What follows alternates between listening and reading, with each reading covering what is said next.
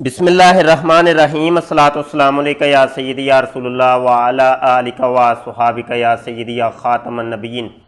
محترم دوستوں، ہمارے یوٹیوب کے چینل ختم نبوت ٹائمز کے اوپر آپ نے ایک سیریل دیکھی، یہ مرزا غلام قادیانی کا جو بیٹا تھا، بڑا بیٹا، جس کا نام تھا بشیر الدین محمود، تو اس کی ایک کہانی بڑی مشہور ہے کہ اس نے اپنی بیٹی کے ساتھ زنا کیا اور زنا کرتے ہوئے رنگے ہاتھوں پکڑا گیا تھا۔ تو اس سلسلے میں یہ آپ دیکھ رہے ہیں، یہ پارٹ 1 2 3 4 5، یہ آئینی شاہدین میں سے یہ بندہ ہے اور یہ پوری کہانی سناتا ہے مرزا بشیر الدین محمود کے بارے میں۔ تو اس کو آپ دیکھیے گا۔ اسی سلسلے کی ایک اور کڑی میں لے کے آپ کی خدمت میں حاضر ہوا ہوں۔ جناب الفضل اخبار اور اس کا 28 جنوری 1934 کا یہ شمارہ ہے، اور اس کا یہ شمارہ، یہ صفحہ آپ کو نظر آ رہا ہے، صفحہ نمبر 5، یہ صفحہ 5 آپ کو نظر آ رہا ہے۔ یہاں پر یہ درمیان والا جو کالم ہے وہاں پہ لکھا ہے یورپین سوسائٹی کا ایب والا حصہ۔ تو یہ آج ہم نے آپ کو سنانا ہے، اور بشیر الدین محمود کی جو عریاں زندگی تھی اس کا ایک جو پہلو تھا وہ آپ کو دکھانا ہے کہ یہ کتنا گندا انسان تھا جس نے اپنی بیٹی کے ساتھ زنا کیا، اور یہ اس قسم کے بہت سے کام کیا کرتا تھا۔ اچھا، سب سے پہلے تو ہم بڑھتے ہیں ویب سائٹ کے اوپر۔ یہ مرزائیوں کی ویب سائٹ ہے الاسلام.org۔ اس میں آپ اردو والے پورشن میں لائبریری کے اندر جائیے گا، اور لائبریری کے اندر آپ کو یہ نظر آ رہا ہے اخبارات و رسائل۔ تو اخبارات و رسائل کے اندر جانے کے بعد یہاں پہ ہم آ گئے ہیں اخبارات و رسائل کے اندر۔ یہاں پہ آپ کو نظر آ رہا ہے روزنامہ الفضل انٹرنیشنل، ٹھیک ہے جی۔ بلکہ یہ جو ہے نا، یہ دونوں تقریباً ایک ہی ہیں، ایک کسی اور علاقے سے چھپتا ہے، دوسرا کسی اور سے۔ تو آپ یہاں پہ جب جائیں گے تو یہ آ جائے گا روزنامہ الفضل، اس میں آپ کو 3 یہ شمارے نظر آئیں گے۔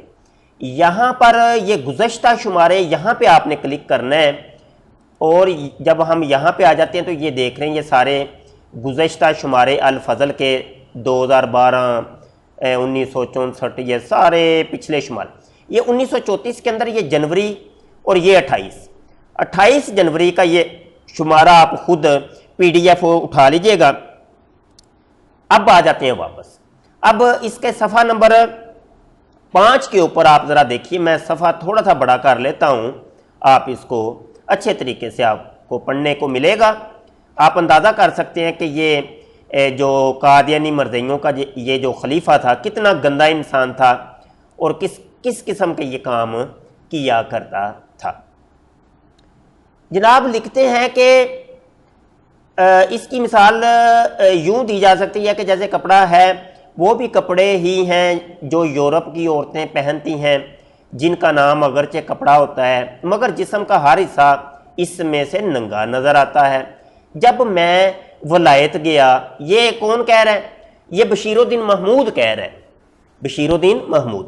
یہ آپ کو نظر آئے گا، یہ اوپر لکھا ہوا ہے کہ خلیفۃ المسیح الثانی یدا یلا، یہ کون ہے؟ یہ بشیر الدین محمود ہے جناب، ٹھیک ہے، اس کا یہ خطبہ ہے۔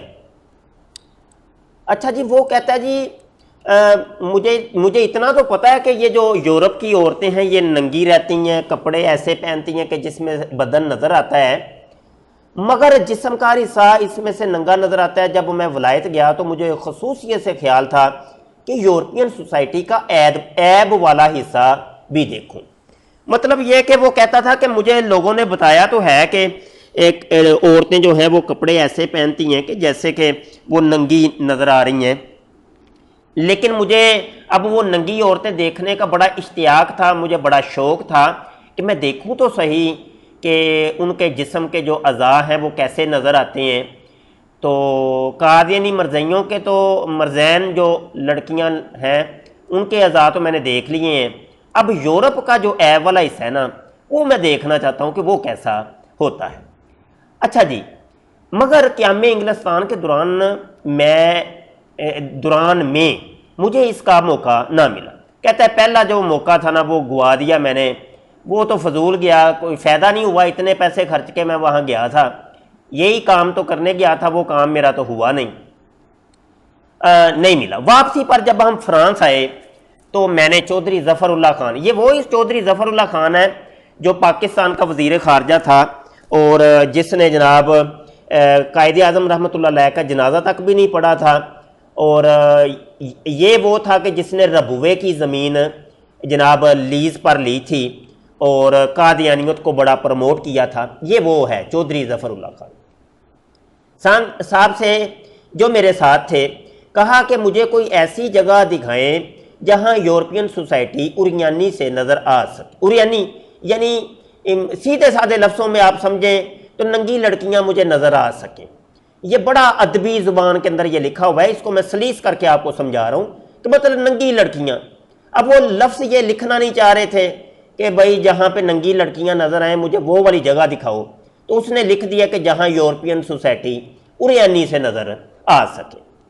وہ بھی فرانس سے واقف نہ تھے مگر مجھے ایک اوپیرا میں لے گئے۔ اب یہ بڑا اس نے نا جھوٹ بولا ہے کہ چودھری ظفر اللہ خان وہ فرانس سے واقف نہیں تھا، حالانکہ یہ اگلے جملے کے اندر آپ کو بالکل حقیقت واضح ہو جاتی ہے کہ وہ ایک سینمے کے اندر ان کو لے گیا، بشیر الدین محمود کو سینمے کے اندر لے گیا۔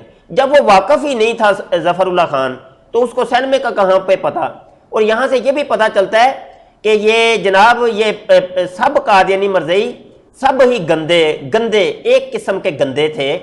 ان کا مرزا قادیانی بھی گندا انسان تھا، وہ بھی یہی کام کرتا تھا، اس کے بیٹے نے بھی یہی کام کیے، اور ظفر اللہ خان اور ڈاکٹر عبدالسلام اور یہ جتنے بھی سب گندے ایک نمبر کے گندے انسان تھے یہ لوگ۔ اچھا جی، مگر مجھے ایک اوپیرا میں لے گئے جس کا نام مجھے یاد نہیں رہا، اوپیرا سینما کو کہتے ہیں، سینما گھر۔ مرزا قادیانی بھی وہ سینما گھر جایا کرتا تھا، وہ بھی آپ کو پتہ ہی ہے۔ چودھری صاحب نے بتایا کہ یہ اعلیٰ سوسائٹی کی جگہ ہے، مطلب یہ کہ یہاں پہ اعلیٰ ترین لڑکیاں آتی ہیں جو بالکل ننگی ننگی نظر آتی ہیں، اعلیٰ سوسائٹی ہے یہاں پہ، جسے دیکھ کر آپ اندازہ کر سکتے ہیں کہ ان لوگوں کی کیا حالت ہے۔ میری نظر چونکہ کمزور ہے، لو جی یہ بشیر الدین محمود کہہ رہے ہیں میری نظر کمزور ہے، جھوٹا ایک نمبر کا جھوٹا۔ اب تمہیں جب نظر ہی نہیں آتا تھا تم ادھر لینے کیا گئے تھے؟ تم وہی تو دیکھنے گئے تھے، ہاں جی، تم پہلے کہہ دیتے کہ نہیں میری نظر کمزور ہے میں نہیں دیکھ سکتا، تو جھوٹ بول رہا ہے یہ، اس لیے دور کی چیز اچھی طرح نہیں دیکھ سکتا۔ تھوڑی دیر کے بعد میں نے جو دیکھا تو ایسا معلوم ہوا کہ سینکڑوں عورتیں بیٹھی ہیں۔ میں نے چودھری صاحب سے کہا کہ کیا یہ ننگی ہیں؟ آئے ہائے، منہ میں جناب رالیں ٹپک رہی تھیں، بشیر الدین محمود کے رالیں ٹپکنی شروع ہو گئیں جناب۔ ہائے یہ ساری لڑکیاں ننگی ہیں کیا؟ بتانا چودھری صاحب بتائیے گا یہ کیا ننگی ہے؟